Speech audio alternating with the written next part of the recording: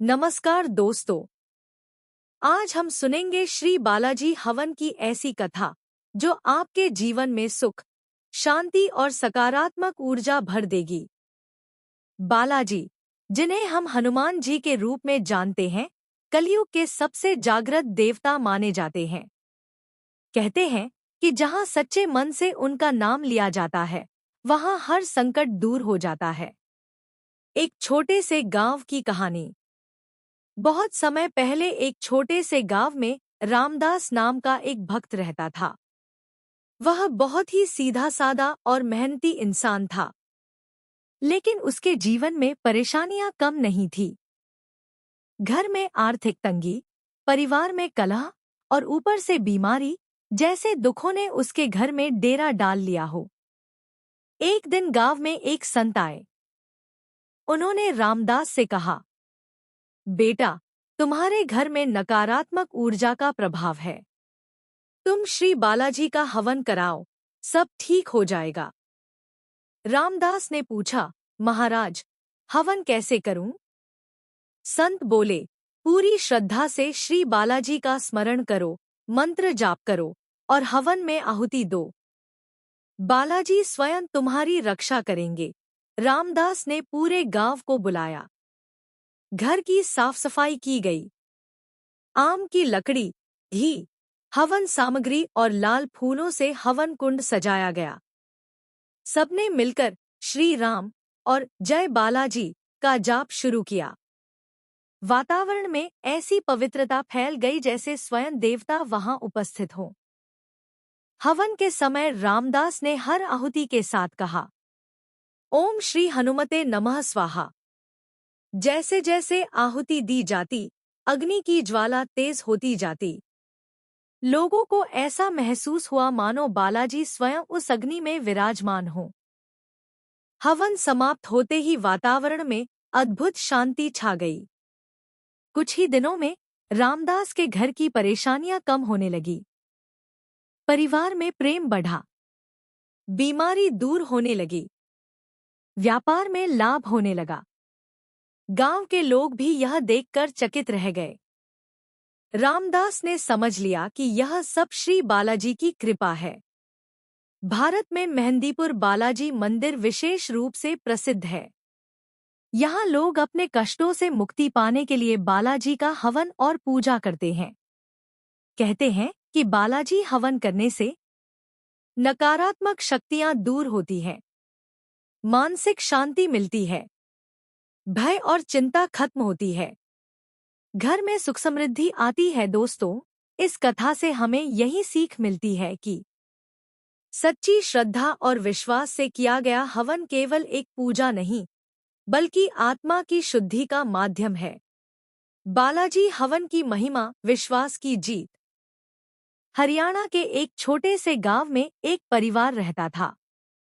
उस परिवार पर कई महीनों से परेशानियों का साया था। घर में बीमारी, व्यापार में नुकसान और बच्चों की पढ़ाई में रुकावटें लगातार बढ़ती जा रही थी। एक दिन गांव के बुजुर्ग पंडित जी ने कहा, तुम लोग सच्चे मन से बालाजी हवन करवाओ, सब कष्ट दूर होंगे। परिवार ने पूरी श्रद्धा से हवन की तैयारी शुरू की। सुबह सुबह घर के आंगन को साफ करके गंगाजल से शुद्ध किया गया। बीच में हवन कुंड सजाया गया। आम की लकड़ियां, घी, हवन सामग्री और लाल फूलों से पूरा वातावरण भक्तिमय हो गया। पंडित जी ने मंत्रोच्चार शुरू किया। ओम हनुमते नमः। मंत्रों की ध्वनि से पूरा घर गूंज उठा। हर आहुति के साथ परिवार के सदस्य मन ही मन अपनी परेशानियों को अग्नि में समर्पित कर रहे थे। जैसे जैसे हवन आगे बढ़ा, घर का माहौल बदलने लगा। ऐसा लग रहा था जैसे नकारात्मक ऊर्जा धीरे धीरे समाप्त हो रही हो। हवन के अंत में आरती हुई और सबने मिलकर बालाजी से प्रार्थना की, हे प्रभु, हमारे घर में सुख शांति बनाए रखना। कुछ ही दिनों में बदलाव दिखने लगा। बीमार सदस्य की तबीयत सुधरने लगी। व्यापार में नया काम मिलने लगा। बच्चों का मन पढ़ाई में लगने लगा। परिवार को समझ आ गया कि हवन केवल एक धार्मिक क्रिया नहीं है, बल्कि यह विश्वास, सकारात्मक ऊर्जा और ईश्वर से जुड़ने का माध्यम है। कहते हैं, जब भी सच्चे मन से बालाजी हवन किया जाता है, तो हनुमान स्वयं अपने भक्तों की रक्षा करते हैं। आज भी वह परिवार हर साल बालाजी हवन करता है और अपने अनुभव को गांव के लोगों के साथ साझा करता है। एक शहर में रमेश नाम का व्यक्ति अपने परिवार के साथ रहता था। सब कुछ ठीक चल रहा था, लेकिन अचानक उसके जीवन में परेशानियां शुरू हो गईं। नौकरी चली गई, घर में रोज झगड़े होने लगे और मन हमेशा बेचैन रहने लगा।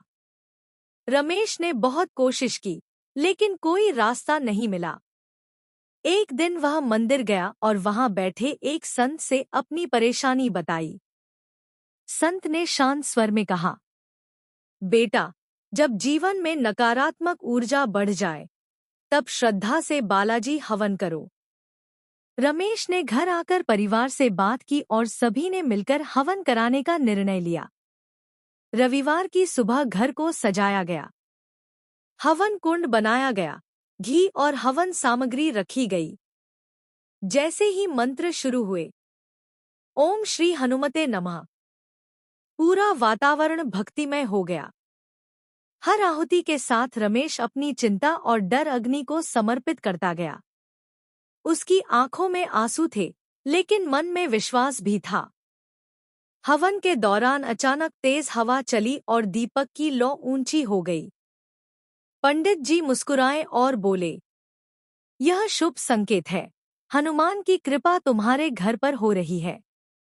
हवन समाप्त होने के बाद सभी के मन में अद्भुत शांति थी, जैसे कोई भारी बोझ उतर गया हो। कुछ दिनों बाद रमेश को नई नौकरी मिल गई। घर का माहौल बदल गया और परिवार में प्रेम बढ़